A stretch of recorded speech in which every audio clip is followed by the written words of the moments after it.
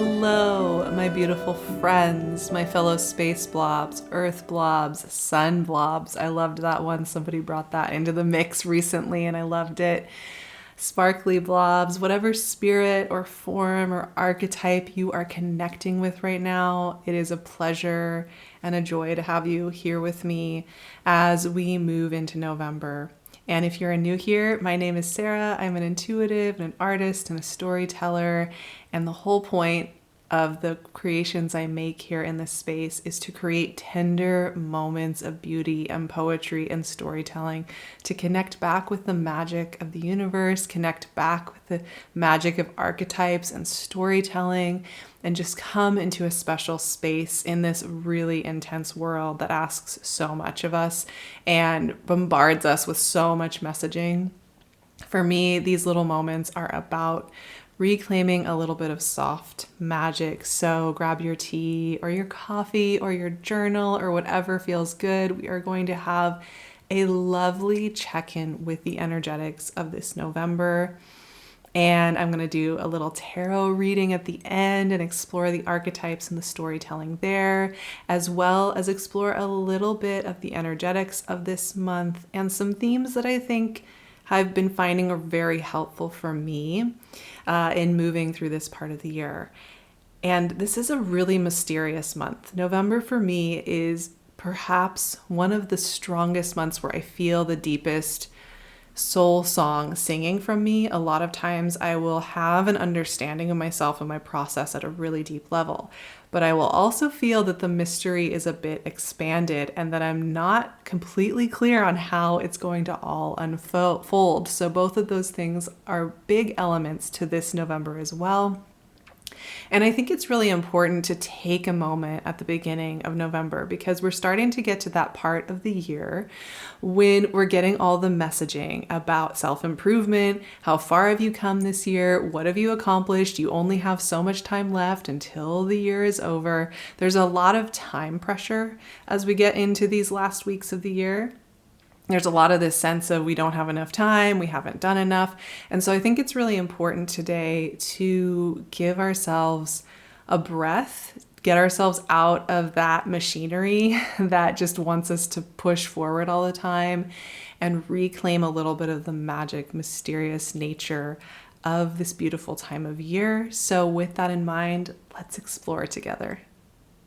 As I began to explore the energetics of November and really feel through it and notice the threads that we're wanting to combine and weave into something new, I noticed a couple of really strong themes right away. One is this idea of the threshold. I think there will be a lot of threshold crossings in November, and that just really means that as one form is kind of releasing or morphing and a new one is starting to land in our systems, that we are kind of feeling that we have one foot in one world and one foot in another, that we're between two lifetimes, that we are between two creative cycles. And a lot of times too, for me, threshold energy shows up when I'm starting to get inklings of the next creative thing that's wanting to move through, but it makes no sense. I don't know what to do with it. I don't know what form to put it in. I'm a little mystified as to where to put this energy or how it's all going to make sense. And so I point this out right here at the beginning of our chat because I do feel that a lot of us are kind of mystified by some of the ingredients that are starting to show up, some of the longings that are starting to show up, and how they're going to play a role. But it's okay to be in this threshold moment for a little while. Once again, we're taking November's energy and these beautiful weeks leading up into the darker part of the year, at least up here in the Northern Hemisphere, leading up to this culminating energy at the end of the year, out of the machinery of get it done, make accomplishments, get the trophies, call it a day, and getting back into the mysterious process of it. So thresholds, I think, is a really great way to think about it. It's not that we're not going anywhere. It's not that we're not moving, but we may only be able to take one step at a time and only be able to understand little bits here and there. And that leads me into the other theme that I think is so important in November, and that is this idea of the soul song. This is a time of year that I often feel very connected with the energetic world, and especially this November, there's this sense that tapping into that is really, really valuable. And our soul song is something that changes throughout our lives, but is always with us and always showing us different ways we want to express ourselves and move through the world. And this is a really beautiful month to allow that song to kind of hum in your bones and give you goosebumps and play and work with you. So this is a really beautiful creative season as well. I just wanted to talk about some of the energetics of this month more specifically and do a little bit of an exploration of the archetypes in astrology and how those can help with this whole process.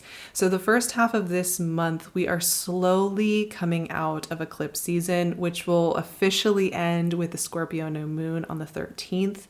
And so I think all of November, really, the themes around those eclipses, the themes around this autumn or spring, if you're in the southern hemisphere, are trickling in. It's like water moving through rock and filtering through until it starts to come through and we can drink it. That's a very similar feeling that I get from this November. There's a subtle process going on energetically behind what is apparent to us right here in front of us, whatever that, whatever set of circumstances we may be working with. There is a deeper process that's percolating and coming into clearer sight as we move through the month. But it's important to not pressure this. Like, we don't need this to be a finished product. Once again, getting out of that kind of mechanized machinery thinking. It's something that will take the time that it takes to percolate. And it's okay to let that process do its thing and take its time. Now, the other thing that I think is really powerful to explore here during this November is going to be Saturn in Pisces. Saturn stations direct in Pisces at the very beginning of the month on the 4th. And Saturn was retrograde in Pisces since June 17th.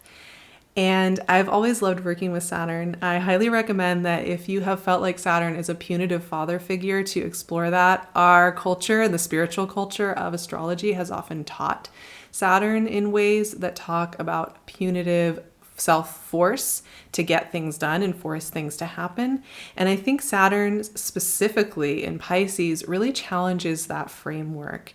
Saturn in Pisces really advocates for the fact that caring for our spirits, caring for our inner dreamers, caring for our longings, caring for our connection to the hidden and unseen world is very mature and responsible. It's a very important part of our lives. And while it doesn't have to be the only way through which we move through life, it does have a place. So much of our culture has told us it's immature or irresponsible to dream, to long for a more beautiful world, to take care of ourselves and be a little gentler with our process. So many of our cultures have told us to just grow up, get over it, get on with it. That's just life. Be a good person, be a moral person. Don't be lazy. Don't be selfish. Don't be too slow going with anything that you're doing. And I think Saturn in Pisces really challenges that entire story and says that in dreaming and caring for our soul song and listening to it, we can actually be more responsible, more caring to those around us, more able to show up to this very challenging world and move through it in deep ways. But as we're moving here in November with Saturn direct, it's a great time to look over these last 5 months and what you've noticed has been longing for attention, what has been longing for recognition in your process, and that would like to come to life. I always like to think about it like a little spirit tapping on the window and wanting you to see that it wants to come through into your life in a new way. And I think along with this is a note that's been coming up a lot for me in recent weeks. And this is tied to, I think, this whole idea of caring for our spirit and our soul song and how we're shifting. And that is taking the pressure off of this idea of being high vibes only. I think a lot of times with law of attraction teachings, I'm not against law of attraction teachings. There's a lot of great ones. I am definitely a fan of Abraham Hicks. But a lot of times we'll hear about, you need to feel good. You need to be in high vibes.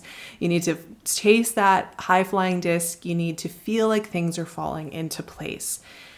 But I want to remind everyone, including myself, that the creative process doesn't always feel like the high flying disc. It doesn't always feel like things are falling into place. It often feels like this very interesting mixture of emotions and feelings, and that, we'll start a creative project, right? And we'll have a vision about it, and it's really exciting. And then we get in there and there's all these elements that start coming in, and we're trying to sort them and figure them out. If you're somebody who paints or writes, you know that there's often that point in the creative process where the thing looks worse than it's ever looked. It's just not working. It doesn't feel like things are falling into place. It feels like a total disaster. And then there's another point in the process where suddenly it starts to work. It starts to click in. It comes back around.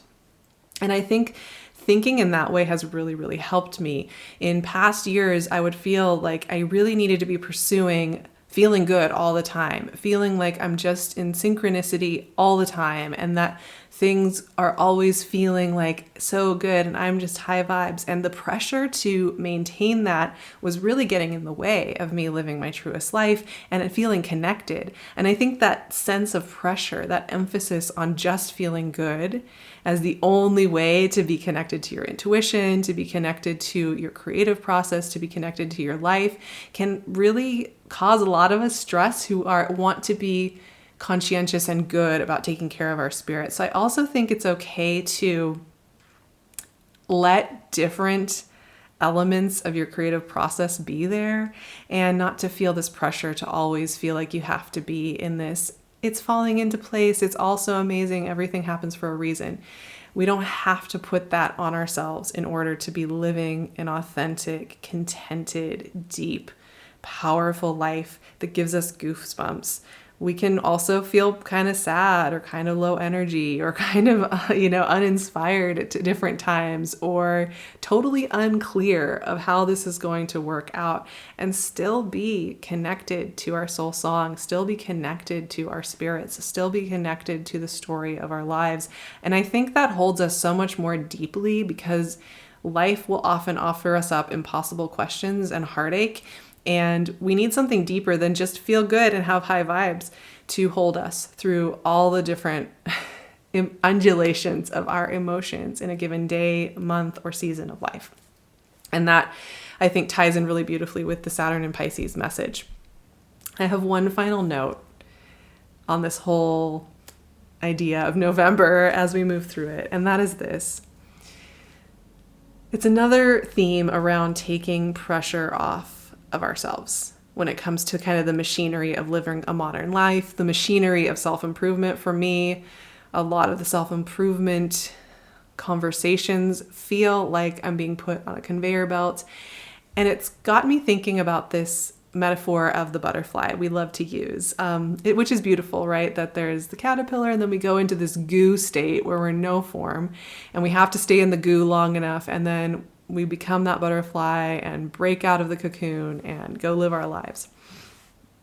I think that this is often mistranslated as this idea that we have to pursue this ideal self. Like subtly, it'll be kind of like, well, one day you'll get to be that butterfly. One day you'll finally feel like this person, and you won't feel like the goo, and you won't feel like the lost and the mystery and everything. But I think it's important to remember that butterfly metaphor is much more about the creative process, much more about the energetic process than it is about needing to become a butterfly. Like, we will at different points be a caterpillar, a goo, and have butterfly moments. But we're something different as individuals, as beings, as spirits than that process. Like, we move through that process many, many times, but we're not actually chasing after becoming a butterfly.